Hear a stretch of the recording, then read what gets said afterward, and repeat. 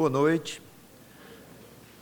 Vamos a Atos capítulo 14, continuando nossa exposição do livro de Atos. Agora no finalzinho da chamada primeira viagem missionária de Paulo e Barnabé. Estamos seguindo na sequência mesmo e aprendendo as lições que vamos encontrando ao longo do relato inspirado pelo Espírito Santo, escrito por Lucas.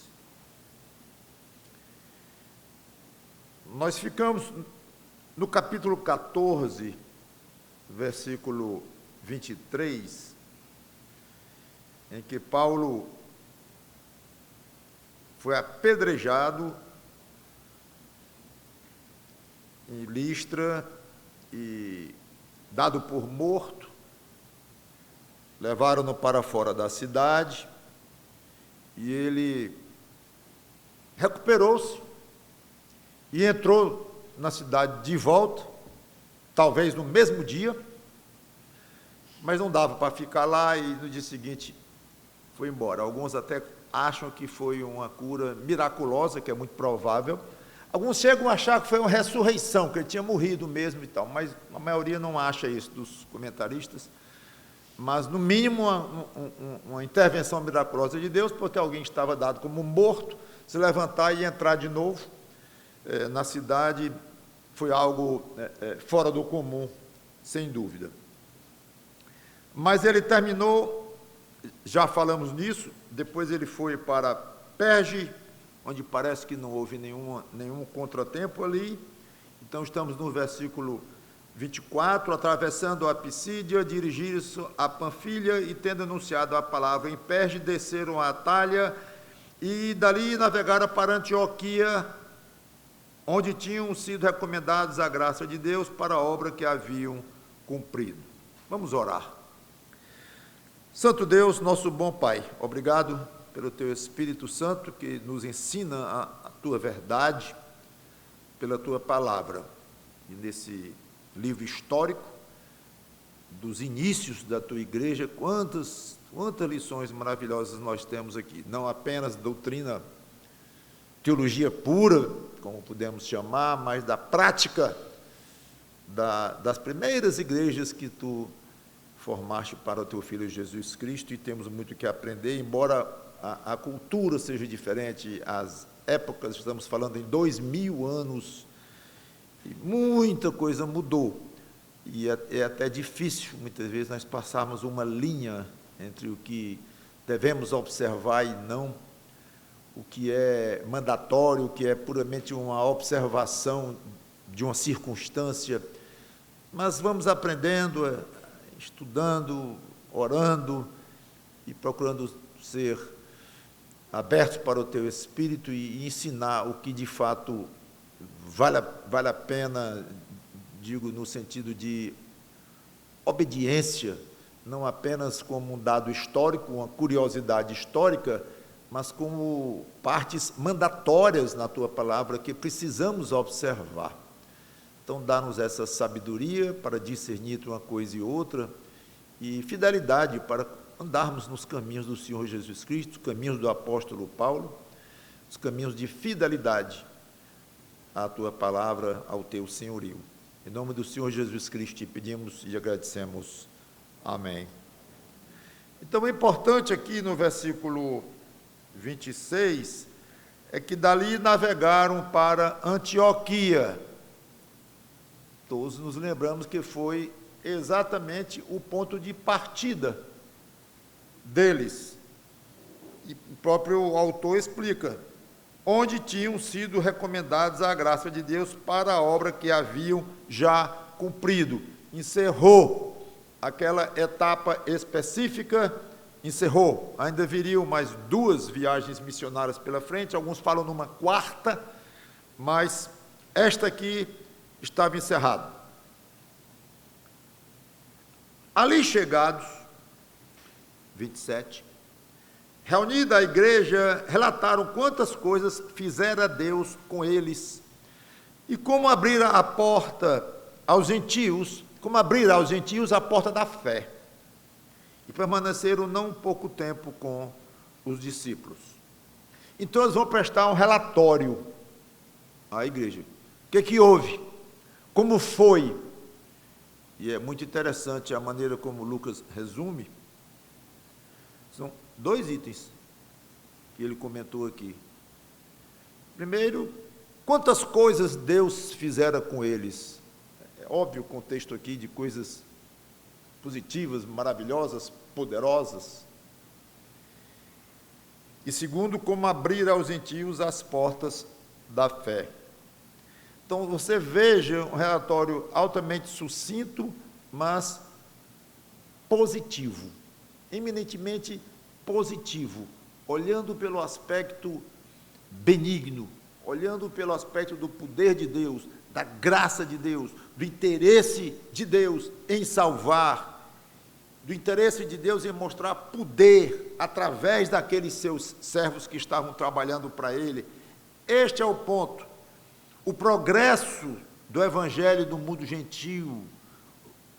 Progresso significa, melhor dizendo, o início da divulgação do evangelho no mundo gentil, ou os inícios, os começos ali estavam. Então, vemos que era crescente, claramente crescente, a aceitação do evangelho, à medida que eles iam andando até aqui, mas com muitas dificuldades por parte dos apóstolos, ao ponto, inclusive, de Paulo ter sido fortemente agredido, dado, inclusive, como morto.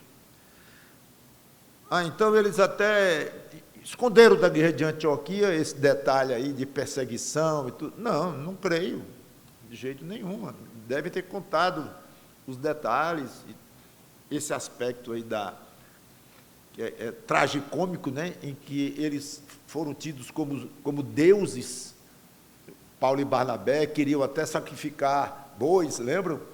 E logo depois estavam matando Paulo. Comentei até a instabilidade humana que varia de um extremo a outro. Mas, certamente, tudo isso deve ter entrado lá no relatório deles, mas Lucas, ele concentra aqui nas coisas boas, poderosas, que Deus fizera com eles, juntamente com sofrimento, juntamente com perseguição, logo no começo, em poucos dias já estavam sendo perseguidos e tinham que fugir, às vezes, de alguma cidade às pressas, porque estavam arriscando a própria vida, e como já vimos aqui, é como se as expulsões, o apedrejamento e tudo, tivessem todos ficado em segundo plano, secundários. Vamos mais não. Nem pensem em mandar a gente de novo. É morte quase certa, quase nós não voltávamos para contar essa história aqui. Não deu certo, não. Mas e a salvação, a aceitação do evangelho? Vários aceitaram a Jesus como Salvador, coisa boa, pois é, e tudo, mas vou mais não. Aquilo é muito, muito perigoso. O mundo não quer saber do evangelho, não. Talvez alguns gatos pingados aí, mas, de uma maneira geral, não deu certo, não.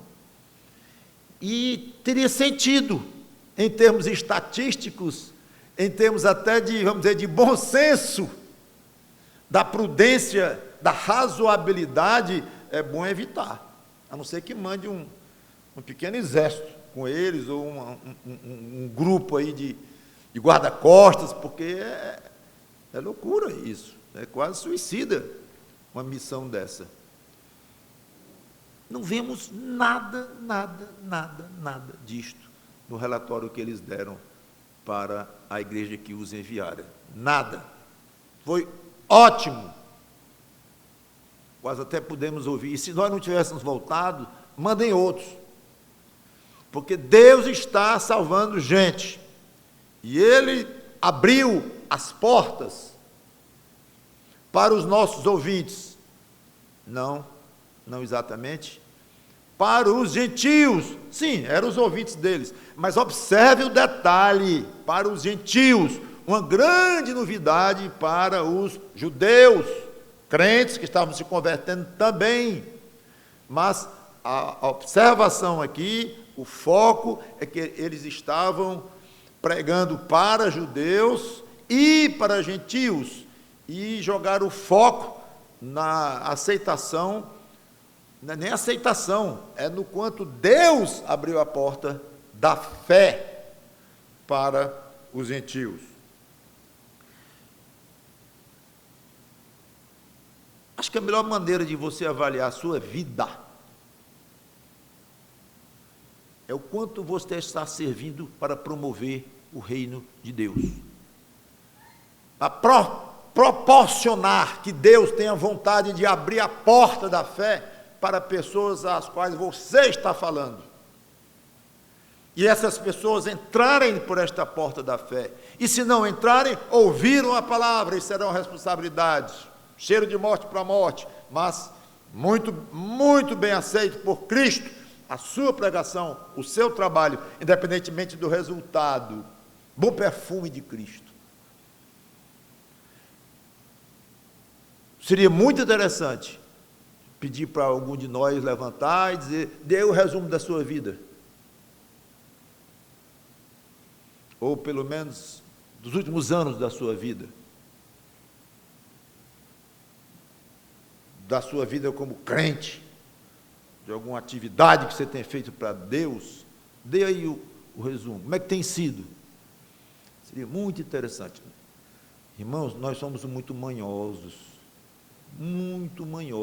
peçamos de papel. E com certeza, se nós fizéssemos uma viagem parecida com esta aqui, e fôssemos agredidos fisicamente, fôssemos presos e tudo mais, o relatório talvez fosse tanto chororô, tanto lamento, a dificuldade que houve e tal, não sei. Mas, seja como for, procure, quando você for fazer um resumo da sua vida, para você próprio, mesmo que não seja aqui, e não seja em público, mas como é que você resumiria? É uma vida de sofrimento, uma vida pesada, que você tem levado, difícil, tantas coisas eu queria fazer, mas a Bíblia não deixa, a palavra de Deus está sempre aí, botando aí uma dificuldade, e fala que sou crente, e vem uma piada, vem alguma coisa, é difícil. Ninguém ouve o que eu falo, o evangelho que eu prego, e, aliás, um fenômeno novo é o contrário, é que todo mundo diz que já aceitou. Procure ver de uma maneira positiva as coisas que Deus tem feito com você. Ou esse Deus não é o Deus poderoso de Paulo e Barnabé, ou esse Deus não tem mais interesse de abrir as portas da fé aos pecadores que nos cercam. E às vezes a gente se impressiona, e tudo bem, eu acho que tem sentido se impressionar com missões que hoje fazem irmãos nossos e irmãs em Cristo, em países de perseguidores que maltratam, prendem, batem, matam crentes, e nós achamos espetacular, e as pessoas que elas estão salvando, que coisa, mas as pessoas que elas estão salvando não são mais preciosas diante de Deus do que as pessoas que nós não estamos salvando. Não estamos salvando no sentido de, não estamos nem levando a salvação. Quem salva é Deus. Mas a gente não valoriza, muitas vezes, o vizinho de porta, o vizinho lá no estacionamento, a gente não valoriza, porque é banal, e aqui você pode falar da Bíblia para qualquer pessoa, e você entra num carro hoje de táxi ou de Uber, coisa assim, já vai estar, 80% já está ouvindo uma música evangélica ali, todo tipo de letra, de música, de ritmo, de tudo, mas provavelmente vai ser evangélica, o que, por um lado, dá vontade de dar graças a Deus, por outro lado, ficamos assim um pouco olhando assim, porque o Evangelho não é aceito por todo mundo, pelo contrário, o mundo vai se fechar cada vez mais para o Evangelho puro. Então, são tempos complicados, e por isso mesmo o crente deve se dispor a: eu vou trabalhar para Deus, vou tentar levar o Evangelho, difícil ou não, e o Deus poderoso vai agir. E eu vou tentar olhar os aspectos positivos das minhas missões ou dos meus trabalhos pelo Evangelho. Mas e você tem missão pelo Evangelho? Quando eu falo assim, os seus trabalhos pelo Evangelho, suas missões pelo Evangelho, dá a ideia que somos aqui um monte de Paulo, né? E Barnabés. Não precisa ser um Paulo ou ser um Barnabé, nem ser um herói da fé. Mas precisa sim que cada crente se sinta um missionário, que tem uma missão para fazer neste mundo. E a missão não é ter um bom emprego, não é ter uma boa família, que é importante, não é ter um bom testemunho, que é importante, mas não é o assunto. O básico, o mais importante, é o mesmo objetivo de Paulo e Barnabé: levar a fé às pessoas que nos cercam, ou tentar levar. Quem leva as portas da fé é Deus, está escrito aqui. Você não vai levar a porta da fé para ninguém, mas, como eu disse, você proporciona a Deus o prazer dele e a oportunidade de levar a fé àqueles que ele quer levar. E os que não quer, já disse, você vai ser galardoado, reconhecido o seu trabalho da mesma maneira. Muito bem. Então eles ficaram lá, talvez 1 ano e meio, é o que os estudiosos acham, e encerrou esta fase aqui. Vamos pular aqui alguns meses na história, capítulo 15. Alguns indivíduos que desceram da Judéia ensinavam aos irmãos: se não vos circuncidades, segundo o costume de Moisés, não podeis ser salvos. Tendo havido da parte de Paulo e Barnabé contenda é briga, né? Não de burro, mas de discussão pesada. Contenda e não pequena discussão. Lucas ainda completa, achou pouco dizer contenda, ainda diz mais. Não pequena significa o quê? Grande, né? Não pequena discussão com eles, então foi acalorado aqui. Foi uma discussão pesada. Resolveram que esses dois, Paulo e Barnabé, e alguns outros dentre eles, subissem a Jerusalém. Subia porque Jerusalém era alto, ficava num lugar alto. Você, quando fala de vir de Jerusalém, fala em descer de Jerusalém. Quando ir para Jerusalém, fala em subir para Jerusalém. Dentre eles, subissem a Jerusalém aos apóstolos e presbíteros com respeito a essa questão. Então, um problema. Chegaram os crentes da Judéia, obviamente incluído Jerusalém. Chegaram lá em Antioquia, onde Paulo estava com Barnabé, e passaram a ensinar uma doutrina que era errada. Para ser salvo, precisava ser circuncidado conforme a lei de Moisés.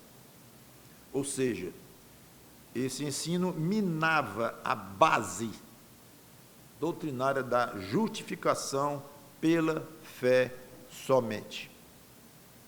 Fé em Cristo. E minava o próprio ministério de Cristo. Devemos entender que desses homens aqui, esses que chegaram lá da Judéia, judeus, crentes, eles tinham aprendido a vida inteira sobre a lei de Moisés. Era o orgulho deles. Eles eram conhecidos, sabe como? O povo da lei. O povo da lei. Então, eles tinham um Deus que olhou para eles de uma maneira diferente, escolheu aquele povo entre todos os povos, através de Abraão. Deus deu a lei para eles, através de Moisés, no Monte Sinai, saindo do Egito. Mandou que a lei fosse cumprida, deu formas de agir quando pecassem, com os sacrifícios e tudo mais. Antes de Moisés, mandou circuncidar, inclusive, a Abraão, como um sinal da aliança de Deus com Abraão, que todo filho homem descendente do sexo masculino de Abraão fosse fisicamente marcado nos primeiros dias de nascido logo. Aprenderam aquilo, era ligado com a noção que eles tinham de salvação. Correto. Aí veio Jesus Cristo, cumpriu a lei, no sentido mesmo não mais de ter que recorrer a sacrifícios, como eles tinham que recorrer, para poderem voltar a ser aceitos por Deus quando pecassem, porque era assim lá com os judeus, por isso tinham um sacerdote e tal, para fazer expiação pelo sacrifício e tudo. Mas Jesus veio, cumpriu a lei, ele próprio se faz sacrifício, morre, derrama o sangue dele, como os animais derramaram o sangue deles, apontando para o sangue de Cristo, resolveu essa questão, e agora Deus disse: a salvação basta aceitar o meu Filho Jesus Cristo. E a lei, ele já cuidou de tudo, ele já cumpriu, ele já se ofereceu como sacrifício, tudo, ele cuidou de tudo. Já conseguiu perdão, não para ele, que ele não precisava, que ele não pecou, mas perdão para aqueles que crescem nele, ele já cuidou disso aí tudinho. Faça o seguinte, creiam nele, se arrependam dos seus pecados e creiam nele. Ponto. Não entrava na cabeça de muitos judeus. Então nós temos que ter uma largueza de compreensão para entender um pouco o drama que estava acontecendo aqui. Eram crentes, e nós vamos ver já lá em Jerusalém, os fariseus, quando falam em fariseus, a gente já fica todo armado, né? Porque se lembra da oposição a Cristo, mas agora vai falar de fariseus crentes, irmãos em Cristo. Mudou.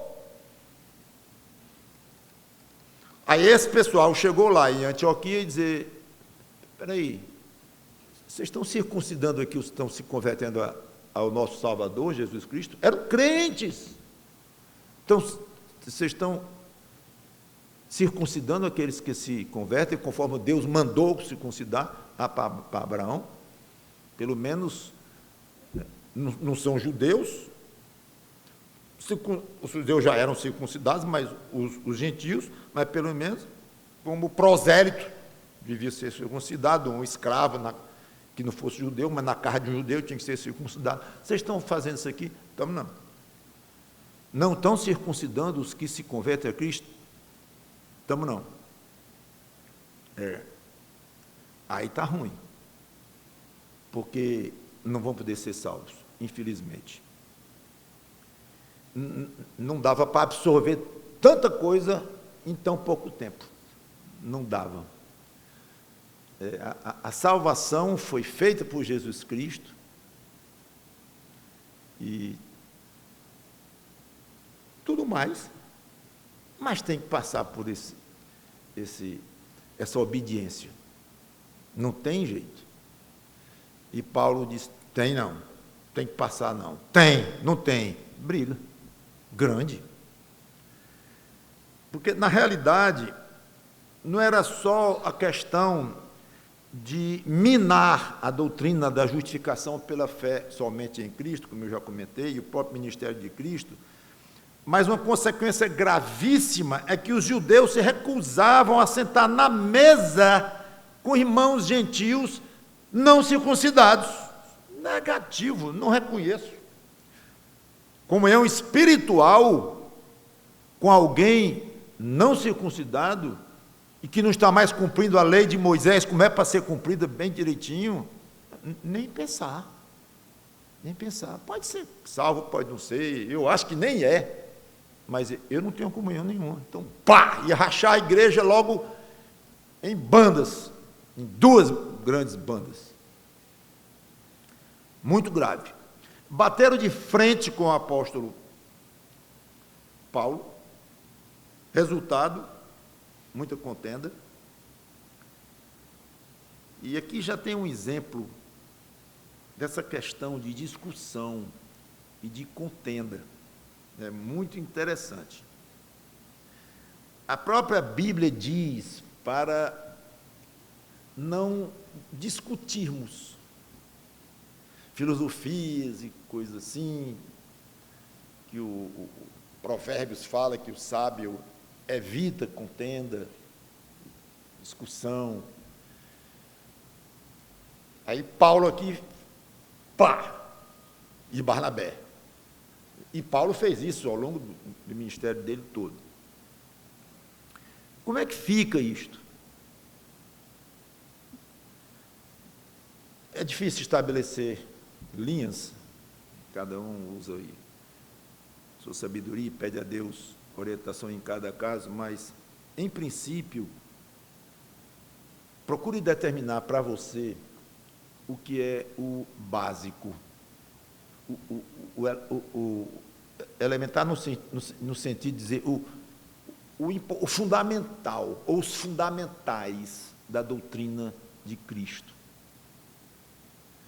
Uma vez estabelecido isso, você pode conversar com pessoas mais estudadas, ler alguma coisa no assunto, para fazer para você próprio ter uma distinção aí. E nestes pontos, você não vai ceder nunca. Nunca. Se precisar brigar, briga. Se puder evitar a briga, depois de você ter deixado claro que não cedeu, a questão não é nem a briga ou a não briga, é a sua posição. Então, se a sua posição firmíssima conseguiu encerrar ali o assunto de uma maneira pacífica e tal, ótimo, não tem que estar brigando para poder ser fiel a Cristo, não. Mas você firmou pé. Não, aqui não concordo, não é assim. Pronto. E se precisar da briga, que dê. Discussão. O que não pode é o compromisso, o famoso se comprometer. Acho que no inglês o compromise tem um sentido mais do que o nosso, comprometer no sentido de, como é, Renato? Concessão, boa. É esse sentido que o inglês tem, que a gente lê muito o compromise, concessão, é conceder. Tá, isso aqui até esse ponto aqui, então, para a gente não brigar, então admito isso aqui. Não faça isso. Não faça isso. Paulo era um homem extremamente amoroso. Paulo deu aulas, você sabe disso, nem deu aulas, ele foi inspirado pelo Espírito Santo para falar sobre o amor. Estamos há mais de 2 meses só vendo cada palavra que Paulo falou, cada virtude sobre o amor, cada coisa mais linda que ele disse lá do amor. Era um homem que praticava o que dizia, homem amoroso. Tudo bem, era um homem também de um gênio muito forte, não como Pedro, que o Pedro era muito explosivo demais, às vezes saía do razoável. Mas Paulo era um homem duro, um homem forte, um homem de um gênio muito forte, mas amorosíssimo. Então tinha momentos, e ele fala, né, que não conhecia limites para poder ajudar e amar e pregar, e fez tudo para com todos, para o fim, com o fim de todos os modos, tentar salvar alguns e tal. Ele mesmo deixa claro isso. Mas aqui é o mesmo Paulo, então é incoerência de Paulo. Não, são comportamentos necessários. Então, o tal do se comprometer ou de ceder até certo ponto, não faça isso. Fica aí o exemplo de Paulo. Pegue os fundamentais, as partes doutrinárias. Não, vamos fazer o seguinte, nós somos irmãos, agora você vai aceitar, respeitar minha opinião sobre Jesus Cristo. Ele não é Deus. Foi um ótimo homem, um grande profeta, altíssimo no escalão celestial, angelical, mas Deus, não. Então você não vai deixar de me chamar de irmão, e nem eu vou considerar você como não irmão, porque você crê que Jesus Cristo é Deus, e eu creio que Ele não é. Respeito a Jesus Cristo, tudo.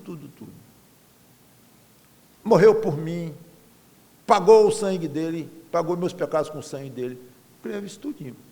Agora, Deus, não. Tudo bem, não vamos brigar por isso, não vai alterar muito na prática a vida da gente e vamos em frente. Não faça isso não. Não faço isso não. E se o outro estiver armado e se você repetir assim, eu lhe mato, as ordens. Não faça isso. Não ceda em pontos básicos. E aqui é ora falou na salvação. Sem circuncidar, não pode ser salvo. Aí não. Aí não. Agora, vamos fazer o seguinte, vamos nos considerar irmãos. Você batiza criança. Batiza. Eu não concordo com o batismo de criança. Eu só batizo adulto, por isso.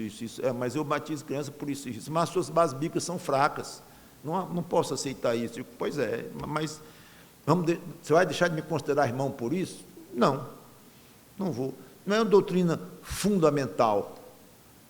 Não envolve questão de fé, ainda mais porque o batismo não envolve salvação.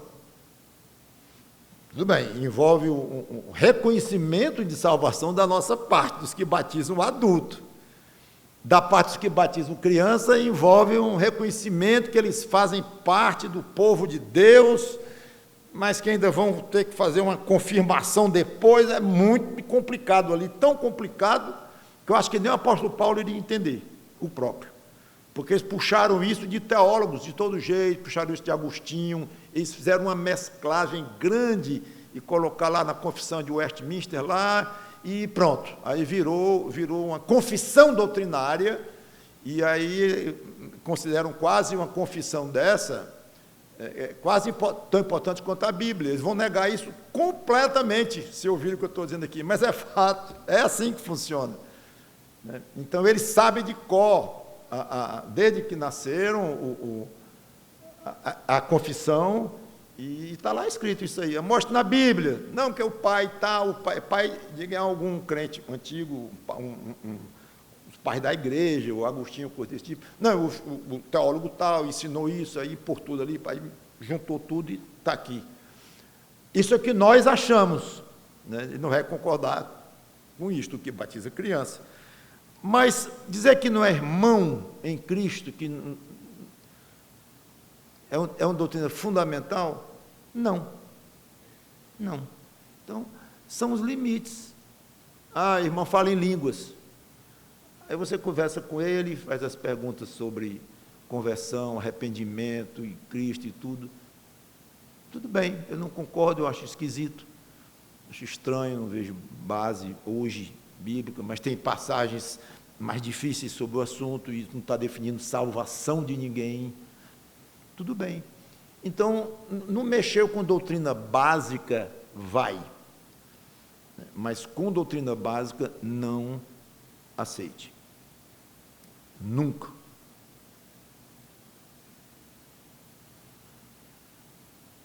Está lembrado que Judas, versículo 3, o capítulo só tem um, né? Diz que nós devemos batalhar diligentemente pela fé que uma vez por todas foi dada aos santos. Batalhar, lutar, trabalhar por. e guerrear se preciso for. E ainda coloca diligentemente. A forma de batalhar ainda está lá. Uma batalha bem feita, com muita consciência, presume-se conhecimento da palavra, estudo, convicção, batalhe por esta fé. É assim que a ordem de Deus veio para nós. Então, vamos fazer uma coisa? Vamos parar com essa briga aqui, lá na igreja de Antioquia, o próprio Paulo, certamente, Barnabé e os líderes da igreja lá, os anciãos e tudo, vamos fazer o seguinte: vão para Jerusalém, de onde esses aqui vieram, os que estavam fazendo essa confusão, voltem para Jerusalém. Paulo, Barnabé e outros vão acompanhar vocês até Jerusalém e vão resolver isso lá com os apóstolos. E os anciãos, a essas alturas não eram mais só os apóstolos que estavam na liderança da igreja, mas fala-se muito também dos apóstolos, nos anciãos ou presbíteros. Então, a igreja estava crescendo, já era, além dos apóstolos, já tinha os líderes. Então, eles resolveram que a melhor maneira era subirem até lá, e aí aconteceu o famoso Concílio de Jerusalém, lá de Atos 15. Aí lá foram eles resolver esse problema. Vejam como era levado a sério a questão de definições doutrinárias na igreja, agora usando um termo singular, na igreja ou no conjunto de igrejas locais que estavam se formando dia a dia ali na região, e depois isso foi ampliando de localização geográfica, foi aumentando. Enviados, pois, e até certo ponto acompanhados pela igreja, atravessaram as províncias da Fenícia e Samaria. Lembro que Samaria era um lugar meio misto, e que eram descendentes de judeus misturados com gentios. Quando os assírios dominaram o reino do norte séculos antes, mandaram muitos gentios para Samaria e se misturou tudo, e era um problema grande entre os samaritanos e os judeus, de fato, porque o judeu não considerava de jeito nenhum um samaritano, nem falava, porque não considerava judeu. E eles eram meio misturados mesmo, tanto no sangue quanto nas doutrinas, que vinha Abraão com paganismo, estava misturado lá com os samaritanos mesmo. E conhecemos a conversa que Jesus teve com aquela mulher no poço, né, samaritana e tal. Então eles passaram por um lugar delicado, a Samaria, narrando a conversão dos gentios, causaram grande alegria a todos os irmãos. Eu vejo aqui quase que um parêntese na história, que a história está falando mesmo do problema que houve lá de Antioquia, do envio de Paulo e Barnabé para Jerusalém, e o que aconteceu lá, e nós vamos ver já já. Mas aí Lucas ainda acrescentou aqui um rodapé, que não é rodapé, é Bíblia, tanto quanto a outra parte, em que diz, em que eles iam aproveitando e falando, não falando do Evangelho, que é óbvio, era o primeiro alvo, mas contando o resultado da primeira viagem missionária, que os gentios aceitaram e tudo, para eles ouvirem e se empolgarem e aceitarem o Evangelho também. Lição: não devemos ter horas específicas para desenvolver atividades de crente ou de crentes. Não, agora aqui eu não posso, porque eu tenho um compromisso e tal. Surgiu uma oportunidade, uma porta aberta para você falar o Evangelho, tudo. Eu não sei, eu acho que vale a pena cancelar um médico, um compromisso, abrir uma porta boa para você falar do Evangelho, alguém está envolvido e tudo. talvez valha a pena. Não sou eu que vou dizer se vale, se não vale, cada um tem a sua circunstância, né? E sabe as suas necessidades e tudo mais. Mas eu sugeriria fortemente, coloque lá embaixo, na prioridade, as suas obrigações daqui, se surgirem oportunidades. Não estava no projeto de Paulo passar pela Samaria. O projeto era na viagem missionária, todas aquelas cidades onde eles estiveram e tal, depois voltaram por elas mesmas e chegaram a Antioquia, encerrou o projeto. Mas nós não vemos aqui Paulo e Barnabé com o projeto, vamos para Fenícia e Samaria, vamos até lá e tal. Não. Surgiu uma situação, eles foram enviados para Jerusalém, no caminho, prega o Evangelho, fala do Evangelho, um show de exemplo que eles nos dão aqui.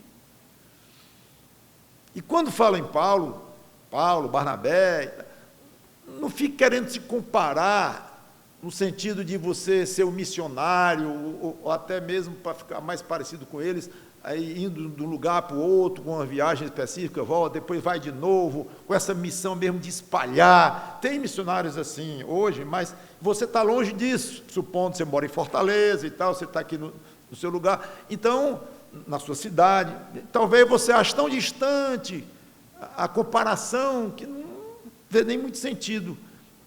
Não faça assim, não. Você é um missionário, você tem uma missão aqui, constantemente, está em andamento. A missão é a sua vida. Então, Deus pode fazer amanhã, Ele faz uma intercessão amanhã no seu dia, que você nunca nem imaginou. Quando você vê, você está com oportunidade espetacular, no elevador, de falar de Cristo. Pense nisso. Não é uma coisinha secundária, diz, eu não tenho tempo para falar com você isso aí e tal, orar por você, meu amigo, tá aí, vamos. Se puder, faça isto. Aproveite as oportunidades, remindo o tempo, salvando o tempo, porque os dias são maus. Aproveite. Paulo aproveitou aqui e deu uma bela lição para nós. Inclusive, na próxima semana, nós vamos começar aqui um projetozinho pequeno, eu e Moisés, eu combinei com ele, para abrirmos espaço para pequenos testemunhos durante o culto, pequenos. E ele vai anunciar depois, cadê o Moisés? Está ali. Ele vai anunciar depois os detalhes, quem quiser vai falar com ele, se eu quero falar, a oportunidade que você teve de falar para alguém, ou até contar como é que foi sua conversão, ou vamos abrir aqui um leque de testemunhos para nós nos conhecermos melhor durante os cultos de domingo à noite, e não só um conhecimento histórico de o que você faz, o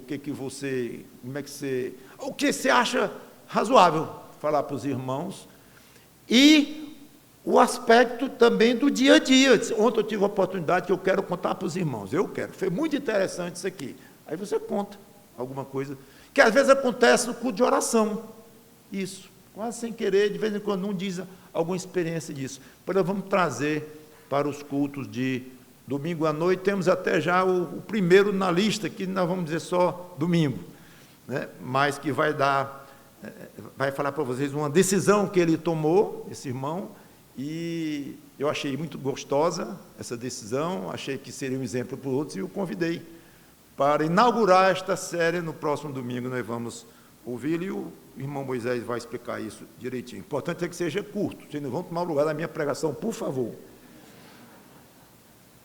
Aí eu vou dar um testemunhozinho de 5 minutos e você aguenta o tranco.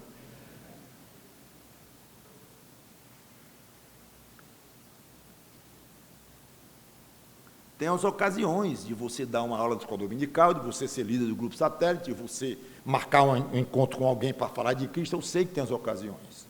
Isso é ótimo, mas aproveite as oportunidades. Uma das coisas que seria interessante, talvez eu vou pedir a ele até para fazer, agora ele não tolera falar em público, Ricardo Calu, que não está aqui, está em Juazeiro, Como é que eu conheci o Ricardo? Eu fui contratado pela Mid Missions, que é a missão que fazia parte, o pastor Timóteo Rainer, meu grande amigo, e como engenheiro fui contratado para servir quase como um fiscal, assim, de uma obra grande que eles iam fazer, que era a sede da missão deles, lá ali perto das Seis Bocas. Então, fui contratado para assessorá-los na contratação da construtora e tudo. E selecionamos alguns, e vai, a história é interessante, caiu no Ricardo Calu, na WR Engenharia, e então o Ricardo foi o escolhido por nós. E várias vezes, eu me lembro que estávamos no sol, olhando a obra, eu, pastor Timóteo, e o Ricardo ia raramente lá, porque ele tinha um engenheiro dele lá, o pessoal dele lá, o dia a dia eu tratava com o pessoal dele. Ele viajava muito e tal, ele ia raro. Mas quando ia, e ele mostrou-se aberto ao Evangelho, quase logo depois que nós começamos a ter contato, às vezes acontecia de a gente estar falando de um pilar lá, de uma base do concreto, quando é que vai ser isso aqui, conforme o organograma, já devia estar pronta aquela laje ali, aí, de repente, estavam os três no sol, parados, falando de Jesus Cristo. No meio da obra, o assunto era engenharia, não tinha nada a ver com o Evangelho ali, pela programação, né? Pela agenda, vai saber de agenda, né? Aí aconteceu isso várias vezes, e foi muito interessante. E me ocorreu contar isto, esse detalhe. E dava uma alegria tão grande, a oportunidade, a gente não sabia onde ia dar isso, né? Acabou dando na conversão do Ricardo, mas ninguém sabia. Seja como for, vamos chamar isso de uma espécie de um momento extra que Deus lhe dá como um presente para o seu dia, que não estava nem agendado falar de Cristo, levar o Evangelho, aí Deus lhe dá uma oportunidade. Agradeça, para ser um bálsamo. Pedi o compromisso, pedi aquilo que eu tinha, pedi lá o Detran, que eu veio minha carteira, pedi aquilo, as coisas do mundo. Falou de Cristo para alguém? Falou, seu dia está ganho. Muito bem.